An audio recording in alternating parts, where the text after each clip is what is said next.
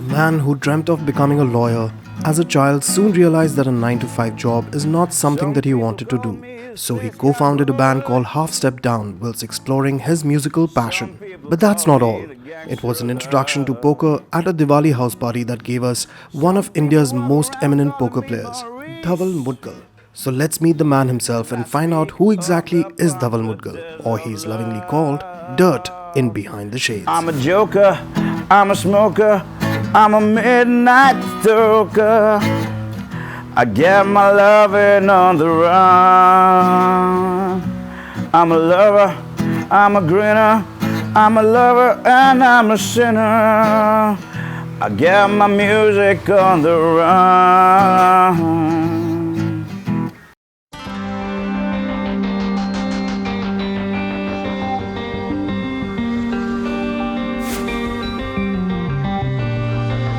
I think when you're growing up, everyone wants to be a sports person at some level, but that was clearly not it. So I think I was interested in being a lawyer for sure, and I was pretty keen on pursuing law. I gave all my exams and I did not get into NLS, and I decided that, okay, I'm not going to do it.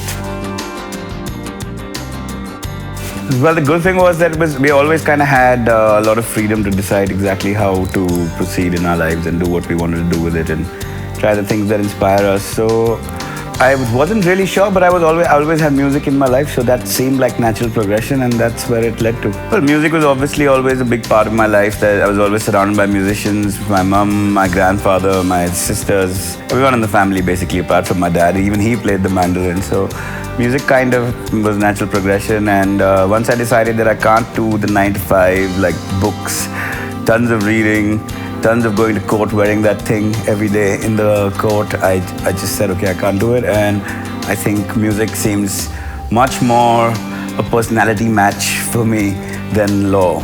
So that's how I decided to. I mean, I already had a band in school, and then, you know, once we got to college, we got a little more serious, and that's how we decided to like go professional with our band. It was funny because I went into college, I met, everyone used to go to a barista, and that time, and there used to be a guitar at the barista, everyone used to play it, and that's where I met my bass player for the first time, just randomly. And we formed this band. Half Step Down was called Half Step Down because we tune our instruments half step down from standard tuning pitch. So at that time we thought it was a great name, and we went with it. Milestones in the sense that you don't really set out, when you're singing, you're just wanting to make music, and you want to sound like your heroes, and you want to sound like the bands that inspire you. That's the only real milestone that's in your head. Of course, there's little milestones that everyone likes to achieve by releasing albums, by winning awards and whatnot. But I mean, mainly we're just getting on stage and playing. We were just so excited to be playing music, and to be doing this full time was such an exciting thing that we just wanted to play. We didn't care about how much we got paid, who came to watch. The crowd could be 10 people, crowd could be 200. We were just excited to be on stage. Well, there was something called the Rock Street Journal in India, run by a very close friend of mine, Amit Sehgal, and we used to call him Papa Rock. Like, he is the reason why rock and roll in our country has mushroomed into what it has. And he's unfortunately no longer with us anymore, but when he started this movement, he inspired young bands to just play, to give them spaces to perform, and you know, he just kind of took this wave on. He used to publish this magazine, and he used to organize something called the Great Indian Rock Festival, and that was the big deal. Like, you play at Great Indian Rock, that means you've arrived. And we played in it in, I want to say 2008, and that's a long time ago. Maybe not 2008, maybe, but 2011 maybe. But yeah, I think that got us a lot of recognition. We steadily built.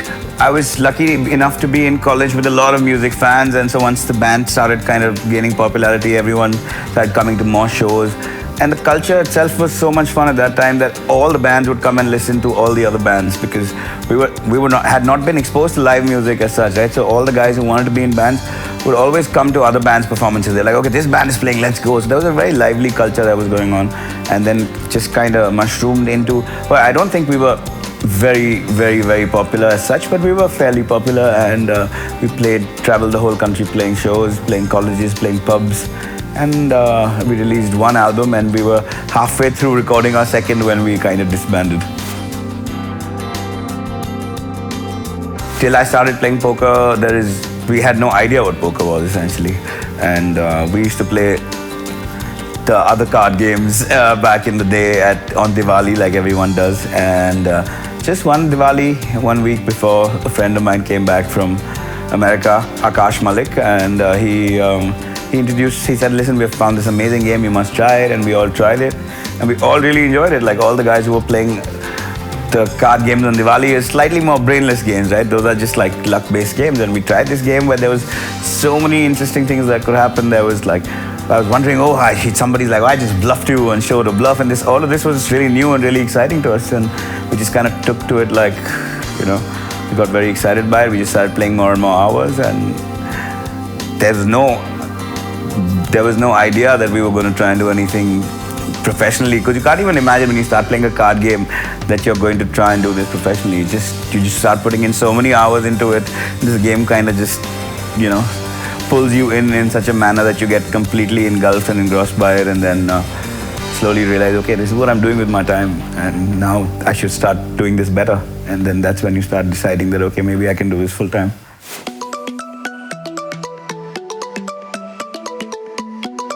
Okay, so I was start thinking of hot girls, because like that's what I want to be with on a deserted island with. But if you want a poker player whose brain I can pick on a deserted island, then I guess it has to be Stevie.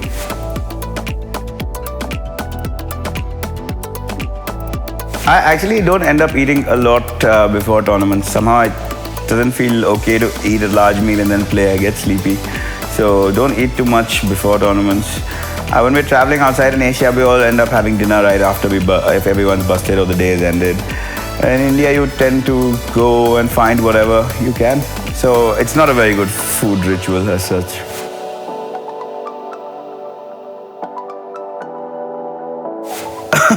Shark is a good thing in poker, so yeah, every now and then. But lately, I've not been feeling a little more whale.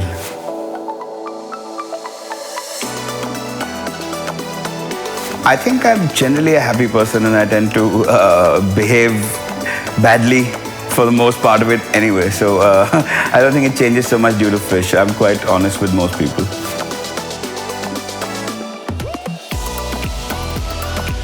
Yeah, I think the laughter and all the fun is quite important for us to remember as poker players. We tend to forget that we're really lucky to be playing the game for a living, and it's just, it's a game, and we're pretty privileged to be doing this, so it just helps to laugh your way through it.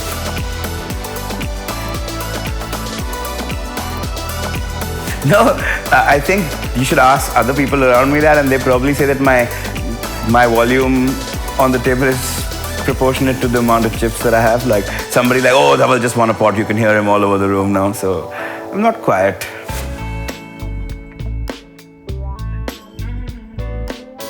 The name Dirty it's not as sinister as everyone tends to think it is. It's when we just started playing poker, a friend of mine, really nice guy, whose house we used to play at, I just check-raised him a lot, and one day he just said, once when I arrived, he said, the dirtiest game in town is here, and it just kind of stuck and grew from there. It took on many variations in the poker world: dirt, dirty, dirt bag.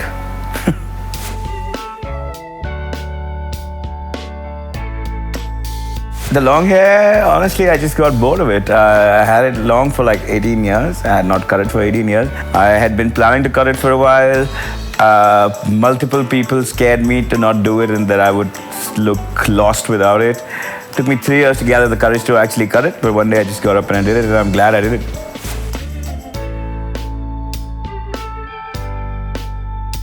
Well, when I did take it on as a professional player, I don't think there was any one win as such that defined it.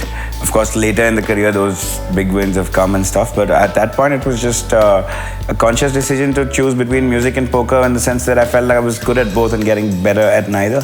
So I think I wanted to put more time into just one and study it properly and start thinking about it, like, putting more hours in the day towards one instead of just doing both half-heartedly. So that's how I chose to move towards poker. I also got this really great sponsorship contract from Thrill Poker at that time, and that kind of made the decision really easy, because then the next couple of years were taken care of.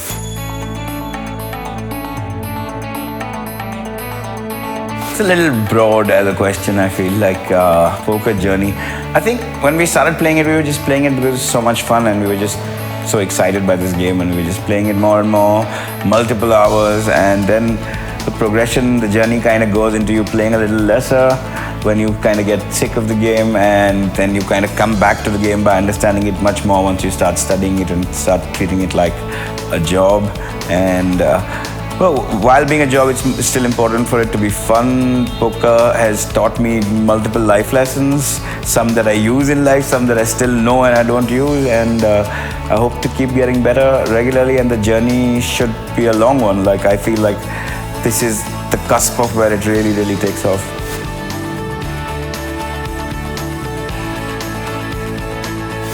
First of all, that just poker as and life together are like, they're great levelers, you know. They can take you to quick emotional highs and then bring you down completely, and vice versa. Like, you can be down in the dumps and it can take you high. So the idea is to not get detached to results as much and to try and understand the process that creates those results, and that's a really good life lesson to have. So it's very almost Bhagavad Gita-ish. Not that I know anything about the Bhagavad Gita, but it's almost Bhagavad Gita-ish, where it says, you know, karam karo, and like, don't think about the phal.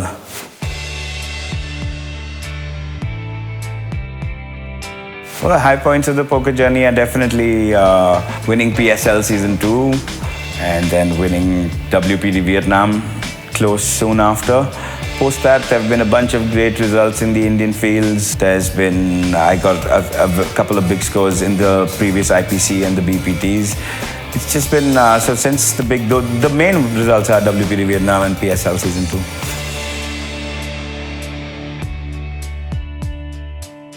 The transformation in the industry since I started playing to now is absolutely massive. It's today is the age of information, so in the sense that, like, when we started playing, nobody, including us, knew how to play.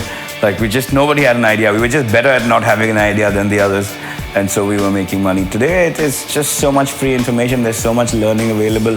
There's so much going on. So even the newest player can be really, really well informed and can have a strategy that he's already built. So the game is definitely much tougher today, and the game is much bigger today. From playing 20 people, 30 people tournaments in India, we now get to play 750 people tournaments in India. So there's only one way. I mean, if we can fix the taxation, where this is going to be the next big boom. When I find myself in times of trouble, Mother Mary comes to me, speaking words of wisdom, let it be. And in my hour of darkness, she is standing right in front of me, speaking words of wisdom, let it be, let it be.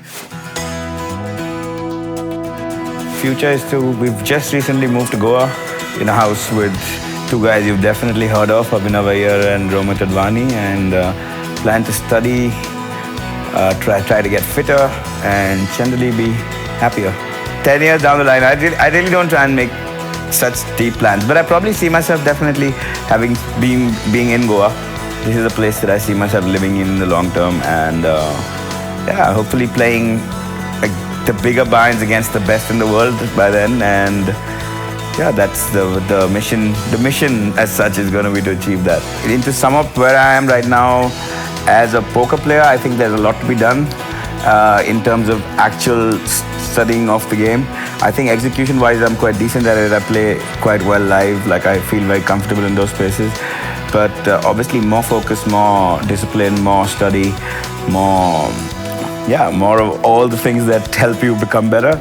As a person, I've been trying to grow for the last couple of years. Meditation has been a big part of both of these things. I'm quite happy. I'm generally happy, but I'm actually quite happy. I'm in Goa now, and the weather's good, the air's clean, the beaches are lovely, the food is good. I don't see why not. For me personally, the challenges that I face to achieve these goals are basically, I'm terrible at bankroll management. I spend way too much. I don't really account for things. And plus discipline. Discipline is something that I'm trying to inculcate into my life quite deeply, but I have my moments where I let go. So still fighting your own demons as such. just learn to appreciate the things that are good in your life and value the fact that we're really lucky to be doing this for a living and enjoy it. Because people tend to forget that it's something that you must enjoy. There is a reason why we didn't do the 9 to 5s and didn't wear suits to go to offices. It's so that we could have freedom to be the people that we wanted to be. Look at chupe bahat hue samne aa jana yahan wahan ढूंढा तुझे थक गई है माँ आजा सांझ हुई तुझे मेरी फिक्र धुंधला गई देख तेरी नजर आ जाना